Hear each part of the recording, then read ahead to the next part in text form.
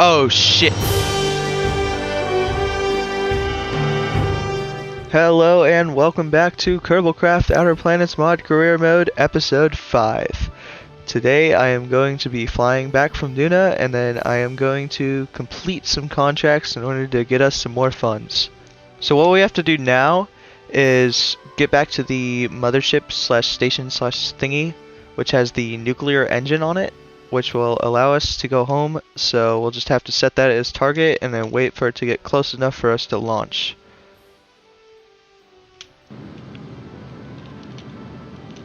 And now we can just head east.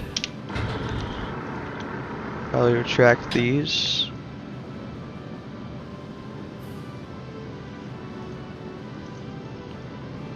And once these tanks run out, I can jettison them.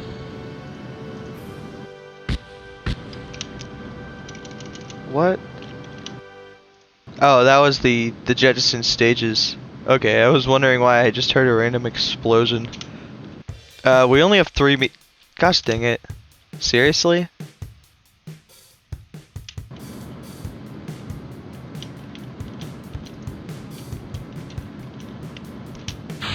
Now jettison the side boosters. Or I guess they're just tanks, not really boosters. Gosh dang it. The problem is we're still in the atmosphere. And that's the engines. Shoot. I must have not put enough Delta V in this thing. Because I could swear 1400's plenty to be able to launch to orbit. Okay, the Delta V chart says you can launch to orbit of Duna with 1400. Let me just double check that. Yeah, 1450. And we have 1448, but the 2 meters per second, we shouldn't be off by that much. I don't understand. It must be my launch profile just sucks. Or I'm underestimating Duna's atmosphere again. That's probably it. So I have a problem with not thinking a lot of things through with these missions. So I probably should have put more fuel on here, but I'll just try various launch profiles until I get something that works more efficient. Another problem is the mothership part with the nuclear engines has no way of being controlled. I didn't put any sort of crew cabin control module or any sort of probe on there, which was kind of stupid. This thing flies awfully. Oh shoot, I forgot to eject those. I think this is a better profile.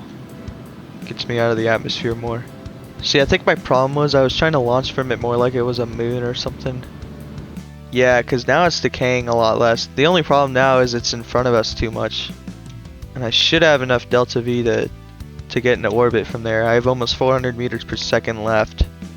Okay, the only problem is now we're far away from the thing. It got too far in front of us. Okay, so I'll just try that again, but then have the station go further behind us. And this time I'll remember to jettison the tanks at the correct time. Can't tell if that's going to be too far back or not. To be honest though, Duna's atmosphere is way too thick compared to Mars's. I think they just do that so it's easier to land on Duna. Because if they made it closer to like how Mars's is, then parachutes wouldn't be very effective. Alright, now I can eject these tanks on time. But yeah, I think the reason I keep underestimating Duna's atmosphere is because I keep thinking of like how Mars in real life kind of has like a really thin atmosphere. Because I forget what it is compared to Earth's, but Mars's atmosphere is like incredibly thin. It's barely a footnote compared to even like a quarter of Earth's atmosphere. Oh, I think I might have gone too steep this time. Yeah, I went way too steep this time. Well, it says the relative speed is going to be 371 and we have 387.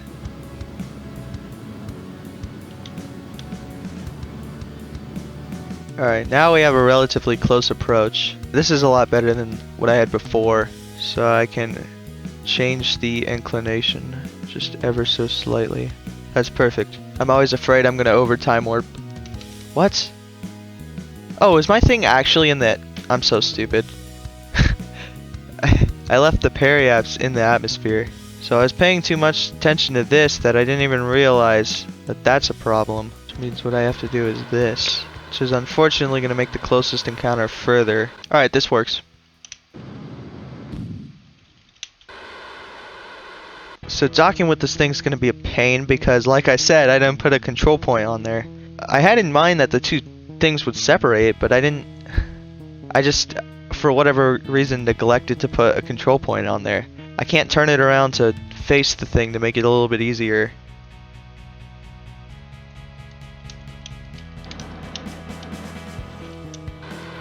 So normally I'd be able to take the other ship and just turn it, but there's no control point, so I can't do that. So what I have to do is take this ship and then go around and then turn it so that it's facing the same planar direction as this.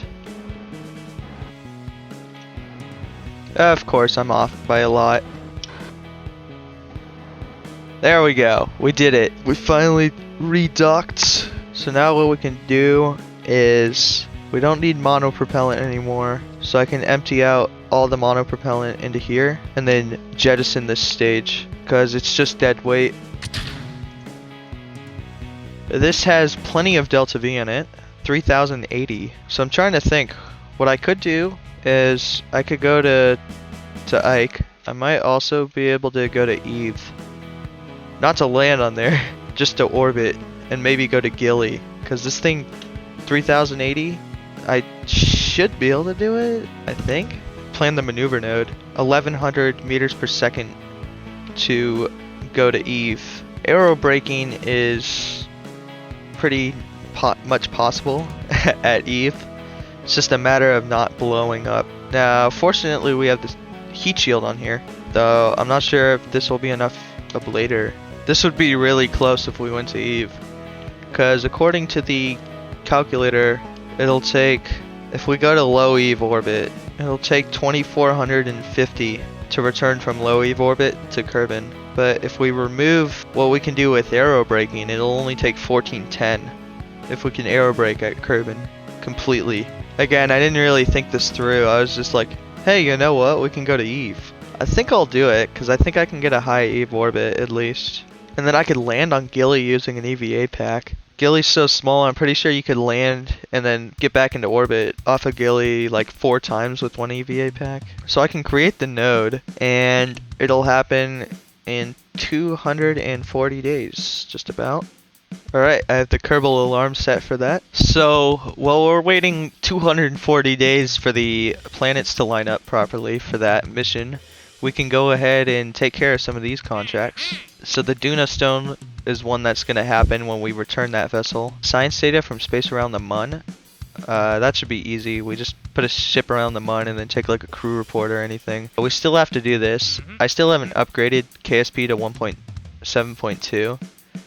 Because I tried to do this in episode 2, but it was difficult because I couldn't find the green sandstone on Minmus. Dock 2 vessels on or around Minmus. Plant flag on the Mun, so we'll just have to land on the Mun again. Build a new orbital station around Minmus. I think this is the big project here. I'm debating if I should start with this or if I should start with the Mun stuff. I think I might do the Mun stuff because it's boring, so I'll just get the boring stuff out of the way. Yeah, this seems appropriate. Oh, we only have 1 crew member.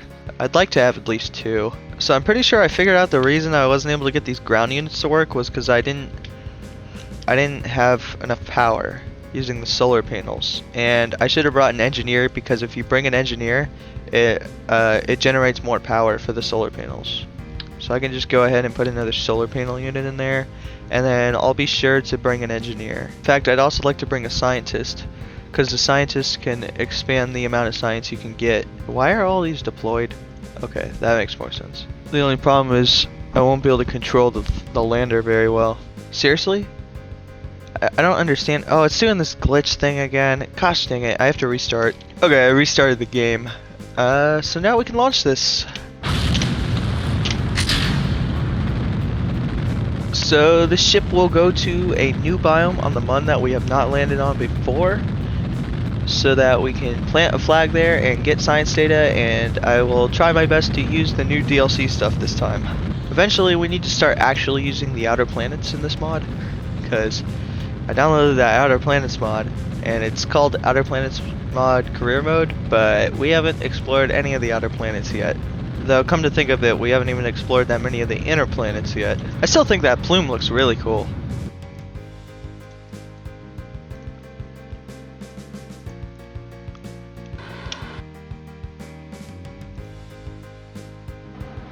And we have docked. There we go.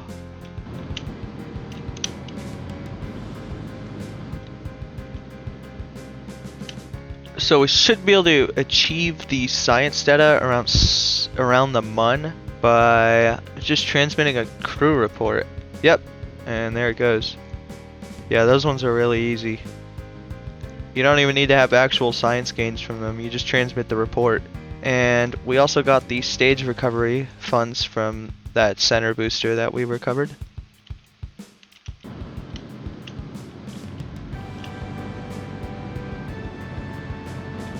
And now I can just pick a place to land.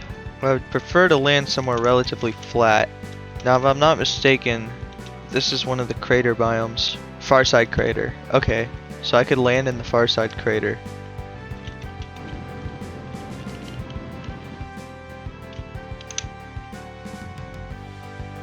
Oh shit! I forgot to decouple the lander. I am not. That is not okay. Okay, now I can land in the Farside crater. Just this time I'll transfer everything to the lander instead of trying to land everything. So I won't have any SAS, but hopefully that won't be too much of an issue.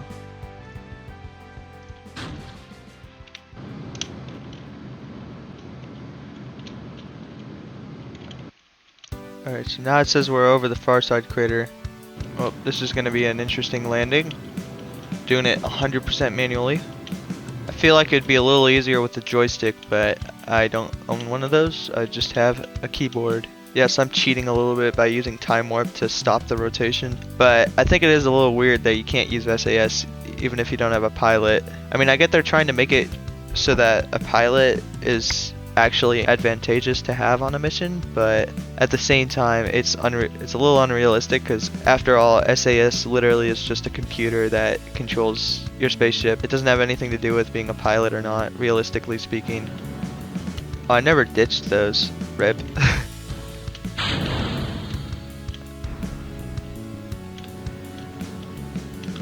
Oh I don't think that's okay. That's not normal. Okay.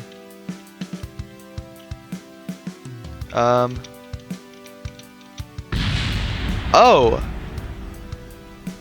Okay, that just broke the engine off. Alright, let's try this again.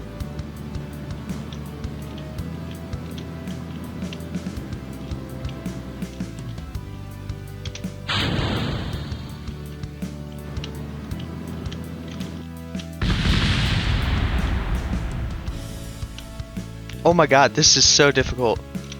Controlling a lander without SAS. Okay, that was way too difficult. Alright, this is the Farside crater. Now we can get some thumbnail shots.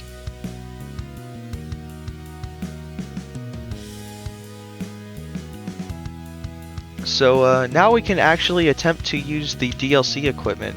So this will be interesting.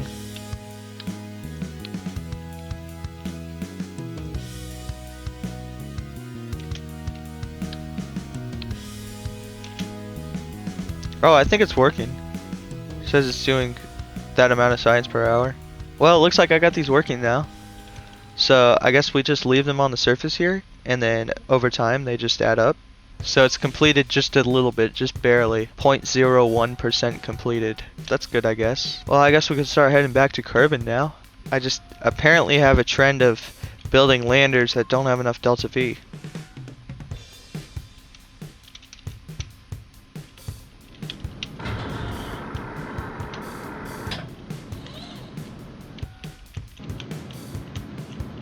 $156. At least if I can just get to orbit, even if the encounter is not that close. So it's about 60 meters a second short of being able to get into a stable orbit.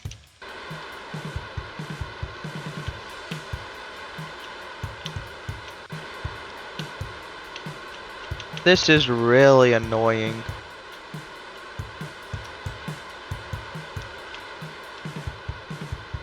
Alright, there we go. Now I have an encounter that I could probably live with. think I'm better off switching to the other ship which has the pilot in it.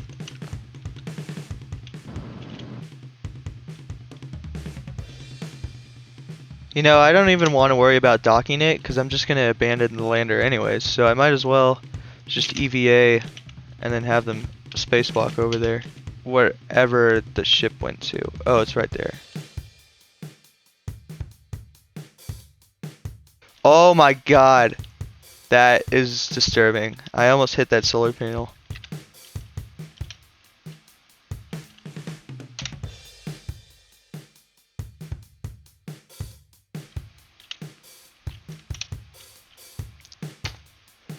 Alright. Now we can head back to Kerbin.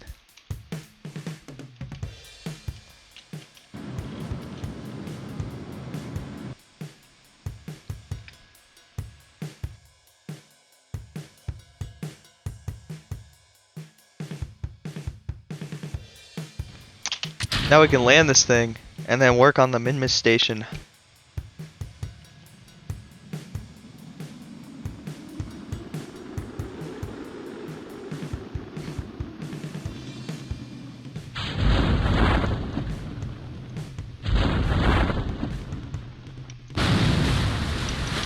And now the game is like frozen or something. It's like it crashed.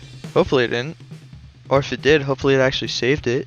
So yeah, the game crashed, so I'm just about to recover it, and we got 311.7 science from this mission. Nice. I think that's gonna do it for this episode. If you enjoyed, remember to leave a like. If you did not enjoy it so much, you can dislike. And if you want to see more content like this, remember to subscribe, and thanks for watching.